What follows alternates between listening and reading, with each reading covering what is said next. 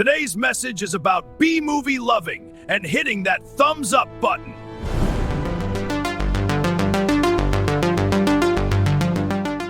Directed and co-written by Thomas Hale, we are talking the Redbot project from 2024. And no, this is not a movie about the failed DVD rental system. This is, dare I say, an art house found footage movie. So the story primarily focuses on four friends as they discover, or they go to explore a mine system, like a disused mine system, which apparently was initially created by a meteor, and it's been abandoned, and now there's been rumours about this place. So they go into this kind of abandoned mine system, this cave system, and there is a cave in and they get ultimately trapped and separated. But they might not be alone, as there seems to be some type of entity, creature down there, possibly of alien origin. In the meantime, we have a kind of variety of archive footage and interviews, as well as a kind of non-found footage sequences where we have this masked guy who seems to be kind of watching everything. What will happen? You'll have to watch the movie and find out. So let's discuss what works in this movie's favour. Now, before I go any further, I have to talk about the way this movie is filmed, because on the surface it sounds like a found footage movie. In many ways it is, but this movie really relies on audio, because there's very little visuals in this in regards to you see what is going on. The majority of the footage in this film, and the trailer is cut. I had a look at the trailer before I did this review. The trailer is cut and it shows you lots of kind of there are some sequences where we do see footage through the cameras, and the trailer is cut to make it look like that's pretty much a movie. But the majority of the movie is actually kind of like graphs and things like this that people are talking over the radio. You're going to see like the the audio kind of spikes where they're talking and things like that, or there's like sort of weird imagery, or kind of almost like negative with like showing you like a kind of silhouette for some reason, things like this. So the movie is more like an audio drama, I have to say, than an actual film. There is some kind of sequences where we do see, but it's infrequent and obscured when we do see it. But let's talk about what works.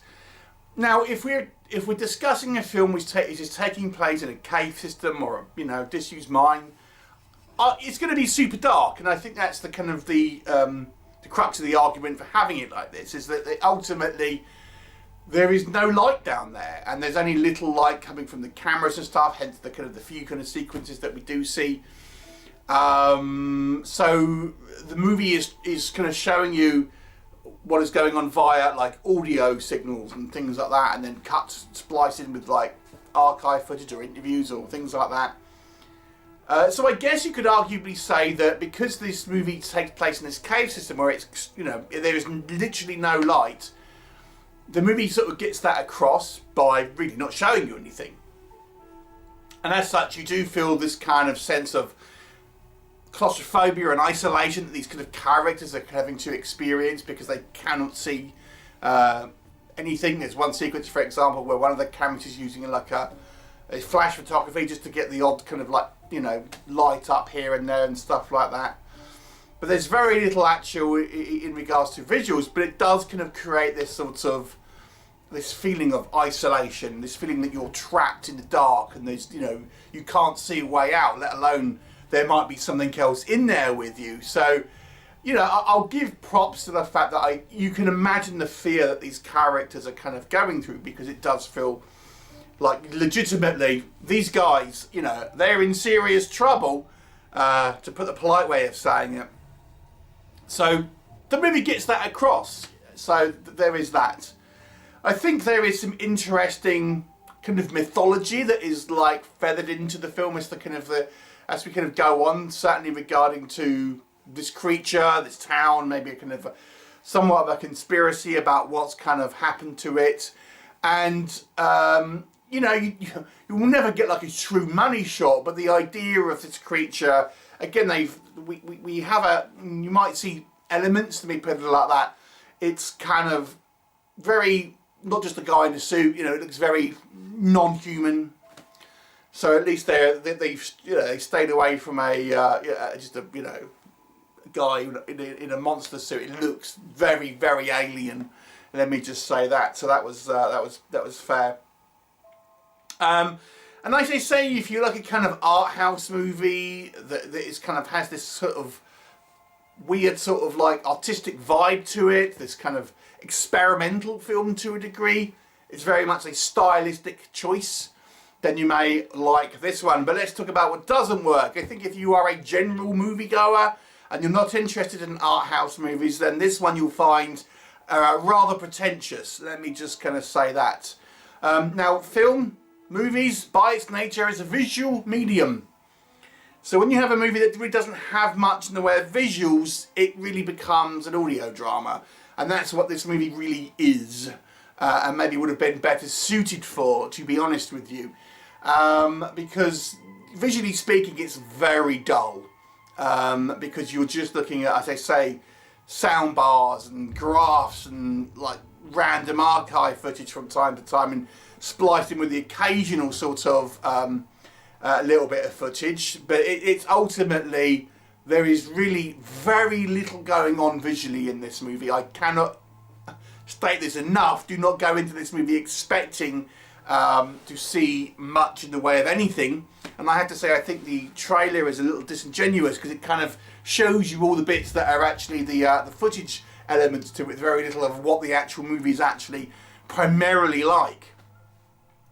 The characters, I thought, were very thinly sketched out. We don't really know much about our characters a lot of the times, and maybe it's trying to stay away from the typical kind of tropes of fan footage, but you normally get scenes at the beginning where you'll kind of get to know our characters and you'll kind of have a flavour of their personalities before we kind of go into the adventure, so to speak.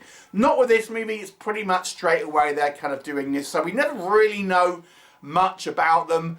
When we do have our interactions via this kind of radio through the movie, it's arguing most of the time. And again, if this movie is trying to avoid tropes on a found footage, this one, it goes full away into it, because loads of found footage movies, I think, have these inflated dramas with people arguing, and this one, it's a lot of people screaming at each other without the visuals. So, you know, it ultimately becomes a little bit like just hearing people screeching at each other. A little tiresome, it must be said. But let's talk about those people a little further. I will also say, I don't think the acting is particularly strong, but I think this is one of two things. The actual audio, the voices, the dialogue that we hear, feels like it's been re-recorded and not filmed in an environment which sounds like it's organic. It feels like the audio, the dialogue was re-recorded then added over it. And I suspect that's probably what it was, but it sounds like it. So the audio has this kind of artificial feel to it. And as such, I also think the acting doesn't really come across. But I will say I don't think the acting's particularly strong. I mean, even we have these weird sequences where we have this masked guy, which I think didn't add anything to the movie. Again, it just feels like there's this floating voice that's coming out of somewhere, and it's not coming from this character.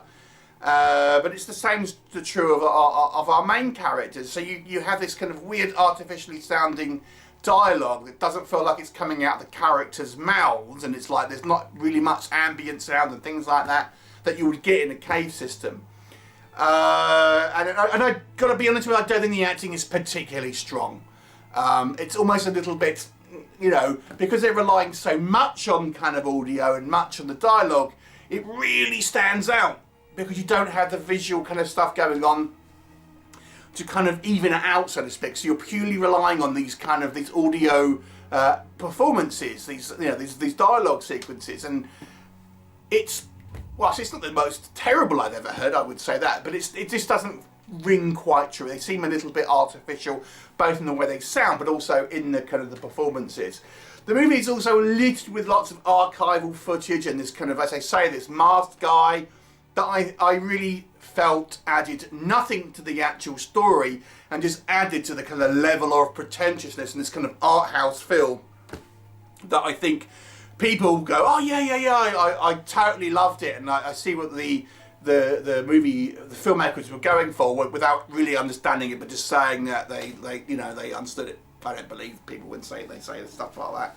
Anyway, but yeah, it just feels particularly kind of pretentious and unnecessary, and just, there's nothing on screen, so they've got to fill it with this crap, basically. So I have to say, this movie, do you know what? I mean, I was nearly, oh God, I don't know if I could finish this film. But I have to, because I can't review a film unless I have watched all of it. So I did, and I've got to say, it was a struggle. I've seen this movie compared to the Iron Lung, and that's a movie I also did not like, so maybe if you liked Iron Lung, you might like this one. But I'm going to give it a 3 out of 10. If you love found footage and you love art house, maybe you'll like the marriage of the two of them. But yeah, for me it was a miss. 3 out of 10.